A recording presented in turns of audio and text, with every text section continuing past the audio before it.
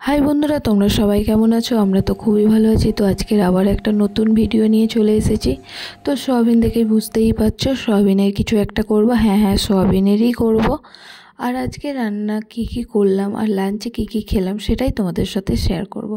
তো দেখো, কড়াইতে আমি ফার্স্টেই তেল নিয়ে নিয়েছি অল্প পরিমাণে। তাতে দিয়ে দিলাম গোটা গরম মশলা। গোটা গরম মশলার মধ্যে ছিল 3টে শুকনো লঙ্কা, একটা তেজপাতা, একটা থেকে দুটো তেজপাতা, আর একটু দারচিনি আর দুটো এলাচ আমি ফাটিয়ে দিয়ে দিয়েছি। দিয়ে বেশ ভালো করে নাড়াচাড়া করে নিলাম। তাতে দিয়ে দিলাম দুটো মিডিয়াম সাইজের পেঁয়াজ। পেঁয়াজগুলোকে একদম ছোট ছোট কুচি করেছি, সেটাই দিয়ে দিলাম।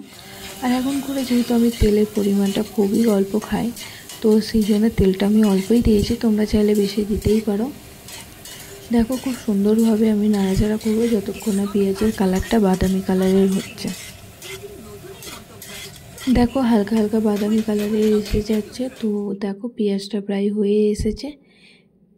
আমি না কিছু একটা মশলা করেছি। সেই মশলাটা হলো, আমি বাটিতে জলেতে কিছুক্ষণ ধরে ভিজিয়ে রেখেছিলাম 1 চামচ মতন জিরে, গোটা জিরে, 1/2 চামচ মতন গোটা ধনে, আর তোমার 6 থেকে 7টা মতন গোলমরিচ ভিজিয়ে রেখেছিলাম। সেটাই বেটে আমি খুব যে একেবারে মসৃণ করে বেটেছি এমনটা নয়, হালকা বেটেছি, সেটাই আমি দিয়ে দিলাম। আর দিয়ে দিলাম দুটো মিডিয়াম সাইজের আলুকে ভালো করে ছোট ছোট কিউব করে নিয়েছি, সেটা দিয়ে দিলাম। দিয়ে খুব সুন্দরভাবে মশলার সাথে আমি এটাকে মিক্স করব যতক্ষণ না কাঁচা ভাবটা চলে যায়। তো দেখো, আমি সয়াবিনটাকে অনেকক্ষণ ধরে গরম জলে ভিজিয়ে রেখেছিলাম, ওই 10 মিনিট মতন। তো সেই জলটা থেকে আমি একদম নিকড়ে আমি কড়াইতে দিয়ে দিচ্ছি। ভিজিয়ে রেখেছিলাম, তোমরা চাইলে সেদ্ধ করতে পারো, আমি আজকে সেদ্ধ করিনি, ভিজিয়ে রেখেছিলাম। তো দেখো, এবার ভালো করে মিক্স করবে যতক্ষণ না সয়াবিনের কালারটা চেঞ্জ হচ্ছে আর কষানোটা ভালোভাবে হচ্ছে। তো দেখো, আমার কষানো প্রায় হয়ে এসেছে, সয়াবিনের কালারটা পুরো চেঞ্জ হয়ে গেছে। এখানে এখনও আমি শুকনো লঙ্কা দিইনি, তাও দেখো কি সুন্দর একটা কালার এসেছে না? আমি কিন্তু এখানে একদম রসুনই ব্যবহার করিনি, তোমরা চাইলে অবশ্যই রসুন দিতে পারো। তো দেখো, আমি একটু মশলা করে নিয়েছিলাম বাড়িতে একটু জল দিয়ে। তাতে দিয়ে দিয়েছিলাম ওই 1 চামচ থেকে 1.5 চামচ মতন হলুদ গুঁড়ো আর 1/2 চামচের মতো লঙ্কা গুঁড়ো দিয়ে ভালো করে জলে মিক্স করে নিয়েছি।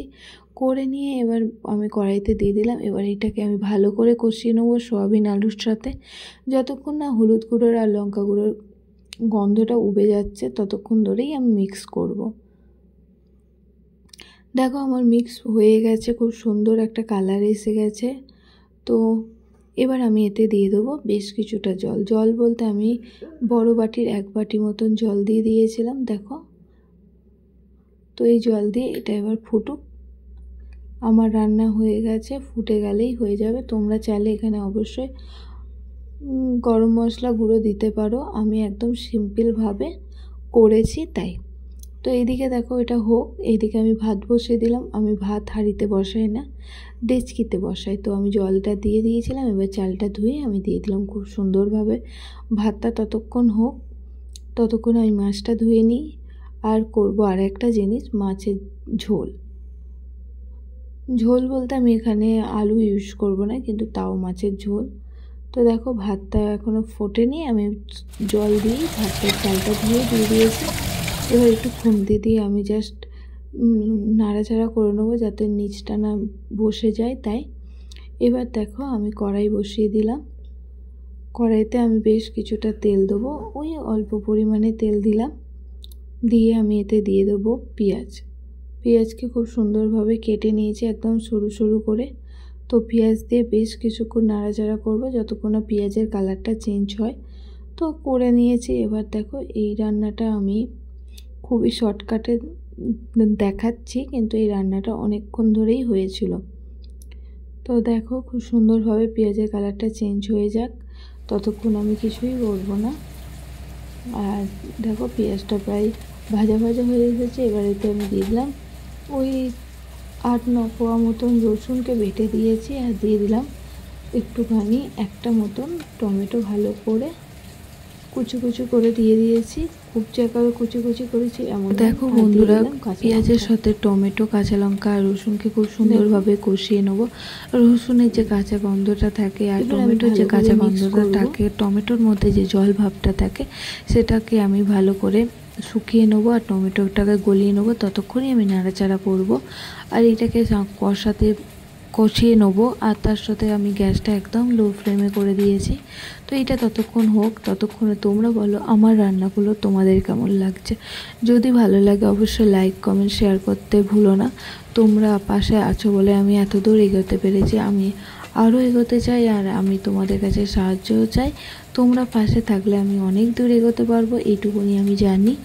আর আমি প্রত্যেকটা ভিডিওতেই তোমাদেরকে প্রতিদিনই আমি ধন্যবাদ জানাই। তোমরা আছো বলেই আমার ভিডিওগুলো তোমরা দেখো বলেই এত ভালো লাগে আমার। আর তোমরা দেখো বলেই আমার আরও নতুন নতুন ভিডিও তোমাদের সাথে শেয়ার করতেও খুব ভালো লাগে। তো দেখো বন্ধুরা, আমার রান্নাটা প্রায় হয়েই এসেছে। আমি এটার বেশি দূর দেখাইনি। মাছের ঝাল তো সবাই করো। যদি কোনো দিন তোমরা বলো যে এই মাছের ঝালের রেসিপি তোমরা দেখতে চাও, অবশ্যই আমি তোমাদের সাথে শেয়ার করব। তো মাছগুলো দিয়ে দিলাম ঝালের মধ্যে। এবার আমি দিয়ে দেবো একটুখানি ওপর থেকে কাঁচা ধনেপাতা দিয়ে গ্যাসটা নিভিয়ে দেবো। তো আমার রান্নাগুলো তোমাদের ভালো লাগলে আগেও বললাম, এখনও বলছি, একটু লাইক করে দিও, একটু কমেন্ট করে দিও, একটু শেয়ার করে দাও, একটু সাবস্ক্রাইব করে দিও। তো আমার রান্না প্রায় হয়ে এসেছে আর আমার রান্না হয়েও গেছে। তো দেখো, সয়াবিন আলুর তরকারি করেছিলাম, ভাতগুলো বেড়ে নিচ্ছি আর নিয়ে নেবো সয়াবিন আলুর তরকারি একটা বাটিতে আর বেড়ে নেবো মাছের ঝাল। তো আজকের লাঞ্চে তো আমাদের এই রেসিপি হয়েছিল সয়াবিন আলুর তরকারি, মাছের ঝাল। তো সয়াবিন আলুর তরকারিটা দেখো একদম গেবি গেবি হয়েছিল আর খেতে খুব সুন্দরই হয়েছিল। আর তার সাথে দেখো মাছটাও নিয়ে নিচ্ছি, কি সুন্দর একটা কালার এসেছে না। যদি এই রেসিপি তোমরা দেখতে চাও অবশ্যই আমাকে কমেন্ট করে জানাবে, আমি এর ফুল ভিডিও তোমাদের সাথে শেয়ার করে নেব। দেখো কি সুন্দর একটা কালার এসেছে না, কিন্তু অথচ দেখো আমি কিন্তু তেলের পরিমাণ খুবই কম দিয়েছিলাম আর শুকনো লঙ্কা অল্পই দিয়েছিলাম, হাফ চামচের মতন, তাও দেখো।